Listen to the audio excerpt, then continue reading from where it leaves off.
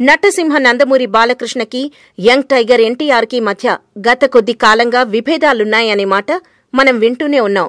Recent గా Gautamiputra Satakarni theatrical trailer release అయింది. Tarak trailer బావుందని బాబాయిని కృష్ణి అభినందిస్తూ ట్వీట్ చేశాడు. ఆ ట్వీట్ సోషల్ మీడియాలో వైరల్ అయింది. ఇప్పుడు ఇంకో ఇంట్రెస్టింగ్ న్యూస్ వినిపిస్తోంది. ఎన్టీఆర్ ట్రైలర్ చూసి బాగా ఎక్సైట్ అయిపోయి డైరెక్ట్ గా బాబాయికి కాల్ చేసి పొగడ్తలతో ముంచెత్తి ట్రైలర్ పై తన ఒపీనియన్ ని, మూవీపై నెలకొన్న అంచనాల్ని గురించి బాబాయికి చెప్పాడంట.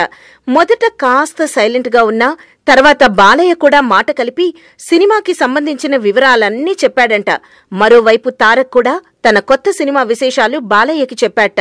అంతేకాదు ఈ నెల 26న జరగబోయే గౌతమిపుత్ర ఆడియోకి రావాల్సిందిగా బాలయ్య తారక్ కి చెప్పడంతో తారక్ తప్పకుండా వస్తానని చెప్పాడంట. దీంతో నందమూరి ఫ్యాన్స్ హ్యాపీగా ఫీల్ అవుతున్నారు.